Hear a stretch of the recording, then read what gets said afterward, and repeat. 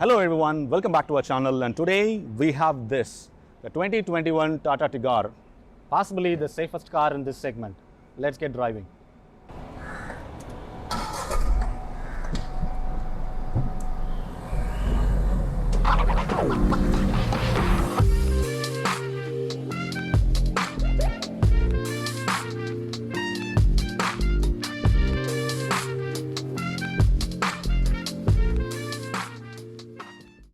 The 2021 Tata Tigor is available with only one engine option, a 1.2 liter 3-cylinder naturally aspirated engine that is mated to either a 5-speed manual or an AMT gearbox. And today we have the manual transmission with us. This is the same engine transmission combination that we drove earlier in the Tata Tigor, which produces about 85 horsepower and 114 Newton meters of torque. Let's see how those power figures performs on this one. This is physically a little bit bigger than the Tigor, so let's see. On third gear, I'm just revving it hard. The noise and vibration is always there. You cannot escape in both the cars. Yeah, I wonder how it is there in Nexon, because it's the same engine that does the duty in Nexon as well, right? Yeah. But it has a turbocharged. Yes. Because of the 3-cylinderness, only in the low end that you will need more power, little more power for pushing this one. But in the mid-range and the top end, it's excellent. The power delivery is excellent. The vibrations are well contained. Surprisingly, the noise is a bit better than this car. Maybe because the owner has done some sort of insulation on top of the stock insulation. So the noise is a little bit managed. But the vibration, it's still there. Still there, yes. If you slow down below 30 kilometers or 40 kilometers, you will feel the vibration. But if you pass that, third gear or something, no, there is no vibration. And it'll easily cruise up to 130 kilometers per hour. The Jazz we own has a 90 horsepower and this one has just 85 horsepower. I don't feel this kind of punch in Jazz, in my Jazz. Now, of course, the cabin is small, so it has its own advantage. Yeah. But still, the power delivery is excellent. And the worst part is, in the idling, everything in this car vibrates.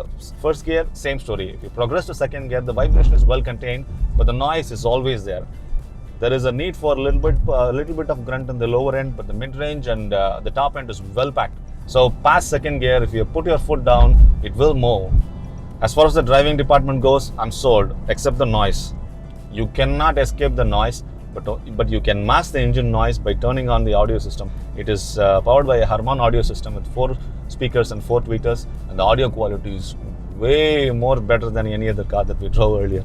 Yeah, even cars with 1 segment above, this audio system is the top notch. And we have a fully digital instrument cluster, which I'm not a great fan of because it is asymmetrical. The analog look much better from my perspective. But it does the duty well. It has a lot of information like distance to empty, average fuel economy, real-time fuel economy, gear position indicator, and when you have to shift the gear, and 2 trip meters. From a drive perspective, this is a fantastic power terrain for the size of this car and for this segment. Okay, we'll move to safety then. How safe is this car? Tata Tigor is by far the safest car in this segment, and it's scored 4-star in the crash rating. It's available with 2 airbags, ABS EBD across all variants. Thanks Tata for making safest car in almost all segments. Yeah. Before talking about practicality, let's put you in driver's seat and get your driving impressions. Yeah, we'll see that. Okay, the clutch is super light. Yeah. The steering is also light in slow speed. When I try to build up speed, weighs decently. It surprisingly weighs decently, which definitely inspires confidence while driving. The clutch throw is long. Maybe after driving automatics for a long time, even shorter clutch will also feel like that. Okay, I love the way the power gets delivered, especially in cornering. It is extremely well. Okay, nice. The noise is something which we cannot ignore. It is there. It is always there throughout the power band.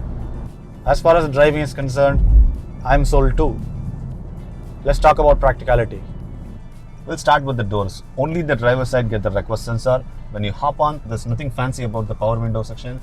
But for some weird reason, only the driver's side gets the 1 touch down, not even 1 touch up. I don't know why it's that way. Even though all 4 doors are equipped with the storage bins, only the rear door can hold 1 liter bottle. The front ones cannot. I think the Tiago will not hold a 1 liter bottle even in the rear door, right? Yes. Okay, they made some changes to the Tigor to make it more practical. That's good. There's one thing that I wish Tata included in right next to the power windows is they could have moved the ORVM controls to the doors, which would have minimized the thickness of the A-pillar and increased the visibility. And coming to the steering wheel, it's a chunky 3-spoke unit, which is really good to hold, and it also has necessary controls for audio and the infotainment. And then this being a top of the line, you get a push button start and a fantastic display. Even in the bright sunlight, it is clearly visible, and it has Apple CarPlay and Android Auto, and it is the best in segment Harman audio system with 4 speakers and 4 tweeters. And there is buttons for your convenience to open the boot, and central lock, and the fog lamp lights are there. Moving slightly below the infotainment system, we can see the AC controls, the best. This is a knob. And moving to the left, we have a glove box, which is a cooled glove box. This is something you get only in the top of the line. Even though it's cooled glove box, as there is no dedicated fan, it's just, you just feel the cooling, only a slight cooling is there. And the one big problem of Tata interiors is not just interior and exterior, is the panel gaps. It's everywhere. Some panel gaps are very much visible, more than a couple of millimeters. So that is something Tata should improve. And there is a exposed fuse box in the passenger footwell, an exposed wire for the seat belts, and build quality, it's not great. So moving back to the rear seat, it's a bench seat. You cannot squeeze 3 adults in that. It's strictly a 4-seater car, and maybe a kid can squeeze in between. And the good thing about the back seat is Tata has given a fixed tall headrest. Even though it's not adjustable, it's totally functional. And it has an armrest in the middle with 2 cup holders. Even that will not hold a 1 liter bottle. For your reference, we both are 6 feet tall, and the driver's seat has been set to our height. With that position, another 6-footer can comfortably sit in the rear seat. And the wheelbase of this car is 50 mm more than the Tiago, which improves the legroom of this car. And there is no under thigh support, which is okay for this segment. And the headroom is just about adequate. You just have to 1 inch of space above your head if you're a 6 foot tall. We are lucky we don't have hair, so it will not rub the roof of the car. Tata has removed one feature from Tigor. Now we cannot fold the rear seat to increase the boot carrying capacity, because the fixed headrest will disturb the front seats. Speaking of boot space, this car has a huge 419 liters of boot space, which is usable, but still the aperture is very narrow, and the loading lib is also high. You cannot reach the partial shelf from the boot. It's sealed, completely sealed. If you want to access the partial shelf, you have to do it from the car. With this, we'll wind up practicality and talk about the exterior looks. The Altroz-inspired front design is something I really like, and this being the top of the line, you get the LED DRLs and the projector setup, but the high beams and the indicators are halogens. And then when we move to the side, we have a very nice alloy wheel design. What do you think of the alloy wheel design? Yeah, that's my favorite actually. It's not under-tired, it's not over-tired, it's exactly Spot on, yeah. spot on.